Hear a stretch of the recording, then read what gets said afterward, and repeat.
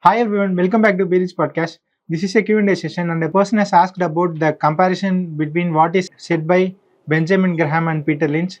So the question is, Benjamin Graham says we should stay invested when the stock are low and move to bond when the stock are high. But he also says we can't predict the future. But Peter Lynch says we should stay invested in the stock no matter what the valuation is. Can you please explain?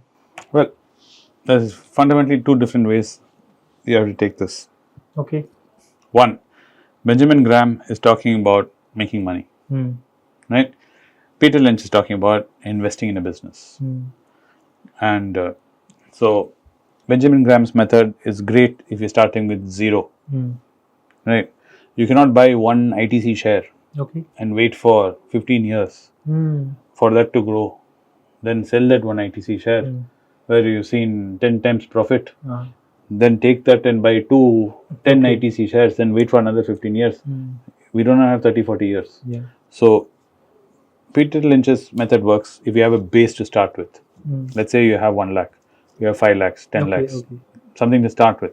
Then you have 4 or 5 companies which you pick, you invest, and that 5 lakhs, 10 lakhs can become 1 crore over a period of time if you have invested in the right companies and you do your stuff. But what if you don't have? You need to create that. Like Junjunwala, he started with nothing, right?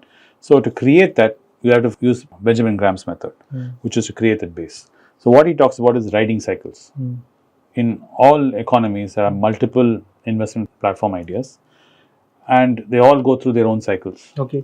And the relationship between bonds and stocks are inversely related. It means when stocks are doing great, bonds are not doing so great. When bonds are doing very well, stocks are not doing great. So since that inverse relationship is there, he says you can jump from one to the other, like a ping pong. And you can keep making money as you keep jumping. Your capital keeps increasing at a much faster clip than investing in, let's say, an ITC at 10 rupees and waiting it to go to 400 rupees. So it's two different ways of looking at it. So this is my take on it. Of course, you're allowed to have your opinion. I would love to read your comments on this, you guys, and understand what you think. But this is my opinion. So if you're starting with, let's just say, 10,000 rupees, or you're starting with 50,000 rupees, and you want to make it into a substantial amount of money by the time you retire 30, 40 years from now, you need to grow that base. To grow that base, you can do Graham's method, where you pick these stocks in lows, in low time. Then when the market is overvalued, you sell it and move to bonds. But one thing which he said, which is true, is you cannot time the market. You cannot wait for the absolute high or absolute low. So what you do is, when you think it's reached, you pull the plug.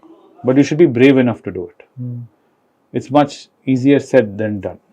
Because let's say you put 100 rupees and that 100 rupees has gone to 1,000 rupees.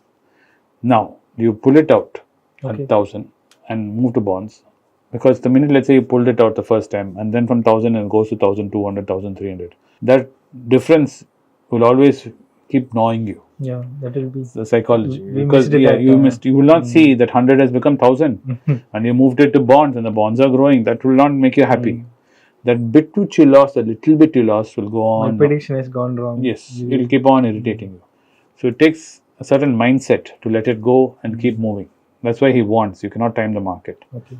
So be aware of that, be mindful of that, but you can do. And what Peter Lynch says holds absolute truth.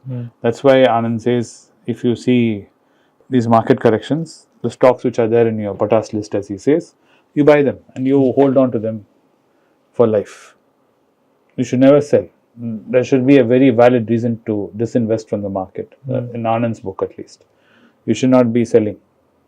So that is Peter Lynch's method. So you buy these companies, like when Anand told me way back to buy Tata DVR, I bought it like for 25, 30 rupees, Tata DVR. Well, lots of Tata DVRs, because at the time Anand said, you might as well buy Tata DVR. Anyway, you don't care about voting. And Tata DVR shares will become Tata Motors shares eventually. Don't worry about it. This was, I don't know, almost 10, 12 years back. So I've been holding on to that. You must be lucky. No, what Anand said is true. But I've been waiting for 10, 12 years. It's not that it happened. It did not happen in 2 years. It did not happen in 3 years. And there are many cycles that have come and gone in that. So if I was following Graham's method, I should have sold. When that 20 rupees became 40 rupees, I should have sold and moved it into some bond, and keep bouncing it around. But I didn't need to do that because my position is very different than starting from zero. I wasn't starting from zero. So we're looking at the company, not the profits. Right. So it's a different way to look at. Okay. So, but one thing I do have to admit is Graham's method becomes much harder to apply once you have substantial base. That's the problem Warren Buffett also has. To find value buys when you have a lot of money, it's very difficult. It's very easy to find value buys when you have little money. Okay. Because you're only looking for 1 or 2 value buys. When you have a lot of money, finding a value buy gets much harder. That's why you look for deals. So important is always to keep an eye on the company's valuation before you invest. Okay. Like I said, there are very many metrics to look at. One of them is, like we discussed in the other video, PE. Then you also have debt. You have other things to look at also.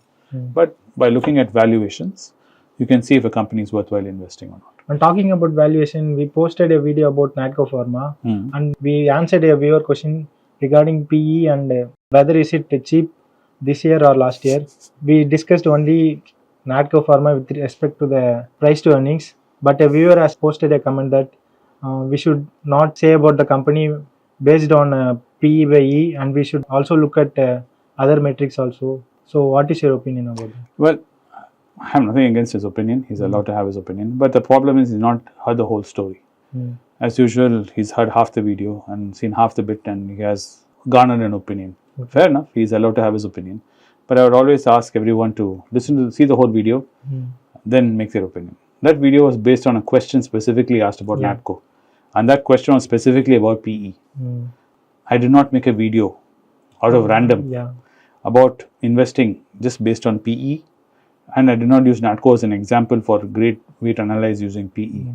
So if I had done that, your comment is absolutely valid. But unfortunately, that viewer has not seen the whole video and hasn't understood. The point of that video was a specific viewer had asked, he was looking at the PE of Natco at 500 rupees and he was looking at PE of Natco now. And he was trying to understand how does one look at it.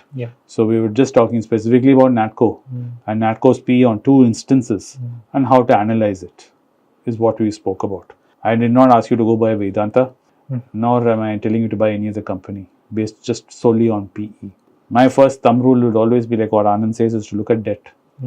Even small cap, medium cap, large cap, any cap I look at debt. Okay. Because debt is the silent killer in any company. But then again, you must be a learned man, since your opinion is very strong. I'm talking to the person who wrote the comment, to be vociferous in his comments, calling me out. I don't mind, you can call me out. I never claim to be perfect, nor do I claim to be the absolute knowledge in it. As Arun, I am also a learner, and we are trying to figure things out. If you have constructive criticism, please share. And if there are some learnings which you share with our other viewers, please drop in the comments below. I'm sure everybody can read and learn. But do see the video in full before you decide to punch in a comment down there telling me what to say and what not to say. This is all my feedback is. Okay.